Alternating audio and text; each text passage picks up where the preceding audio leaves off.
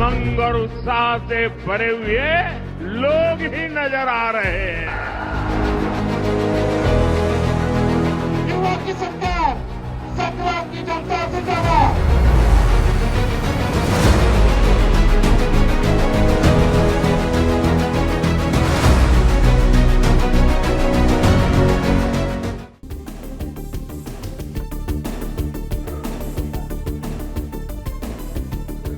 பீகார் தேர்தல் வெற்றி.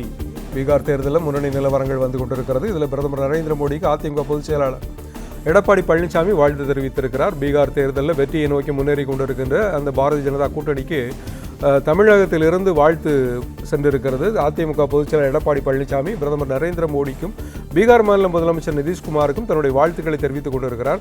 பீகார் தேர்தலில் ஏறத்தாழ பாரதிய ஜனதா கட்சியின் கூட்டணி வெற்றியை நோக்கி உறுதி செய்திருக்கிறது. அது வெற்றியை நோக்கி முன்னேறி கொண்டிருக்கிறது. எத்தனை தொகுதிகளில் அது வெற்றி பெற்றிருக்கிறது அந்த அதிகாரப்பூர்வ அறிவிப்பு தான் வர வேண்டும். இப்போ இருக்கிற அந்த தேர்தல் முன்னணி நிலவரங்கள் தொடர்ந்து நீடித்துக் கொண்டிருக்கிற நிலையில் இப்போதே முதல் ஆளாக தமிழகத்திலிருந்து வாழ்த்து பறந்திருக்கிறது. தமிழகத்திலிருந்து அதிமுக பொதுச் செயலாளர் எடப்பாடி பழனிசாமி தங்களுடைய கூட்டணியில் இருக்கக்கூடிய பாரதிய ஜனதா கட்சியினருக்கு வாழ்த்துக்களை தெரிவித்துக் கொண்டிருக்கிறார். பீகார் தேர்தல் வெற்றிக்காக மத்திய உள்துறை அமைச்சர் அமித்ஷா, பிரதமர் நரேந்திர மோடி, பீகார் மாநில முதலமைச்சர் நிதிஷ்குமாருக்கும் எடப்பாடி பழனிசாமி வாழ்த்துக்களை தெரிவித்திருக்கிறார். பீகார் மாநிலத்தில் பாரதிய ஜனதா கூட்டணி மாபெரும் வெற்றியை குவித்திருக்கிற இந்த நேரத்தில் தமிழகத்திலிருந்து அதிமுக சார்பிலான வாழ்த்து சென்றிருக்கிறது. இந்தியாவில் பல்வேறு இடங்களில் பாரதிய ஜனதா கூட்டணி இருந்தாலும் கூட தமிழகத்திலிருந்து தான் அந்த முதல் வாழ்த்து சென்றிருக்கிறது. இதே நேரத்தில் இபிஎஸ் தன்னுடைய எடப்பாடி பழனிசாமி தன்னுடைய வாழ்த்து செய்திகளில் பல்வேறு கருத்துக்களையும் சொல்லியிருக்கிறார். இது குறித்த கூடுதல் தகவல்களை பகிர்ந்து கொள்கிறார் நம்முடைய செய்தியாளர் ராஜகுமாரன். எடப்பாடி பழனிசாமியோட அந்த வாழ்த்துக்களில் என்ன சொல்லியிருக்கிறாரு?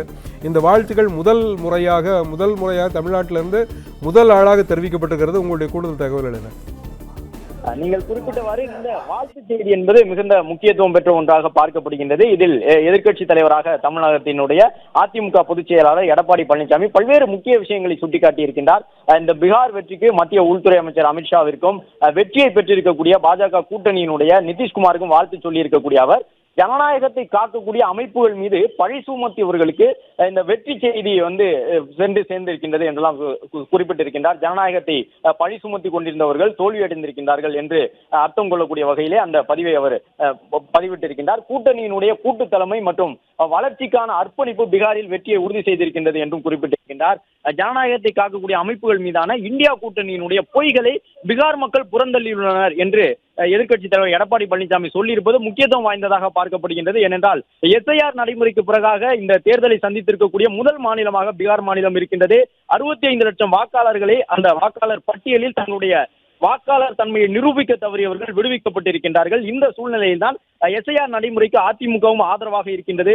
எனவே எஸ்ஐஆருக்கு பிறகாக நடைபெறக்கூடிய முதல் சட்டமன்ற தேர்தலிலே பாஜக கூட்டணி மிகப்பெரிய முன்னிலையை பெற்று வரக்கூடிய சூழ்நிலையில் இந்த கருத்தை அதிமுகவினுடைய பொதுச் செயலாளர் சொல்லியிருப்பது முக்கியத்துவம் கொண்ட ஒன்றாக பார்க்கப்படுகின்றது.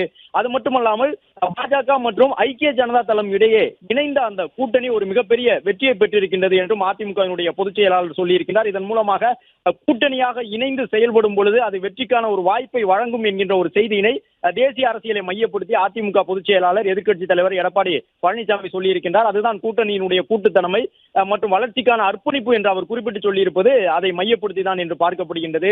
ஜனநாயகத்தை காக்கக்கூடிய அமைப்புகள் மீதான இந்தியா கூட்டணியின் பொய்கள் என்று அவர் குறிப்பிடுவது இதுவும் ஒரு முக்கியத்துவம் கொண்ட ஒரு வாசகமாக பார்க்கப்படுகின்றது. எஸ்ஐஆர் நடைமுறைக்கு ஆதரவாக தொடர்ந்து அதிமுக இருந்து வருகின்றது. இந்த தீவிர சிறப்பு திருத்தத்தின் மூலமாகத்தான் போலியான வாக்காளர்கள் களையெடுக்கப்படுவார்கள் என்பதில் தங்களுக்கு ஒரு ஆணித்தரமான கருத்து இருப்பதாக தொடர்ந்து அதிமுகவினர் சொல்லி வருகின்றார்கள். எனவே எஸ்ஐஆர் நடைமுறைக்கு மீண்டும் ஒரு முறை இந்த வாழ்த்து செய்தியின் மூலமாக அதிமுக சார்பில் ஆதரவு தெரிவித்திருக்கின்றார்கள். நீங்கள் குறிப்பிட்டவாறு அங்கே வெற்றி என்பது உறுதி செய்யப்பட்டு விட்டது. பீகார் மாநிலத்திலே இன்னும் சற்று நேரத்திலே அதிகாரப்பூர்வமாக பாஜக கூட்டணி என்பது ஏறக்குறைய 180 200 தொகுதிகள் வரை வெற்றி பெற்று விட்டது என்ற செய்தி கூட வருவதற்கான வாய்ப்புகள் இருக்கின்றன. ஒரு 40-45 தொகுதிகளை மட்டும்தான் லல்லு பிரசாத் யாதவினுடைய அந்த ராஷ்டிரிய ஜனதா தளம் கட்சி பெற முடியும். இடதுசாரிகள், காங்கிரஸ் உள்ளிட்டவர்கள் எல்லாம் 40-45 தொகுதிகளுக்குள் அவர்களுடைய வெற்றியை பாஜகவும் நிதிஷ்குமாரும் சுருக்கி விட்டார்கள் என்பதாகத்தான் இன்னும் சற்று நேரத்தில் செய்திகள் வரும் என்று எதிர்பார்க்கப்படுகின்றது. ஆனாலும் 6-7 சுற்றுகள் தான் எண்ணி முடிக்கப்பட்டிருக்கின்றன என்பதன் காரணமாக ஒரு சில தொகுதிகளில் முடிவுகள் மாறலாம். ஆனால் பாஜக கூட்டணி ஆட்சி அமைப்பது என்பது ஏறக்குறைய உறுதியாகிவிட்டது. இந்த சூழ்நிலையில் தான் அதிமுகவினுடைய பொதுச் செயலாளர் தென் மாநிலங்களில் இருக்கக்கூடிய பாஜகவினுடைய மிக முக்கியமான நட்பு சக்தியாக இருக்கக்கூடிய அதிமுக பொதுச் செயலாளர் எஸ்ஐஆர் நடைமுறை ஒரு மிகப்பெரிய வாய்ப்பை வழங்கியிருக்கின்றது என்று அர்த்தம் கொள்ளக்கூடிய வகையிலே அந்த நடைமுறைக்கு தங்களுடைய ஆதரவை மீண்டும் வெளிப்படுத்தக்கூடிய விதமாக இந்த ஒரு தகவலை பதிவிட்டிருக்கின்றார். பிரதமர் நரேந்திர மோடி, உள்துறை அமைச்சர் அமித்ஷா மற்றும் நிதிஷ்குமார் ஆகியவர்களுக்கு தன்னுடைய வாழ்த்து செய்தியை அதிமுகவினுடைய பொதுச் செயலாளர் தமிழகத்தின் எதிர்க்கட்சித் தலைவர் பதிவிட்டிருக்கின்றார். பிளே ஸ்டோர் மற்றும் ஆப் ஸ்டோரில் இருந்து பாலிமர் செயலியை QR கோடு மூலம் பதிவிறக்கம் செய்யுங்கள். செய்திகளை உடனுக்குடன் பெறுங்கள்.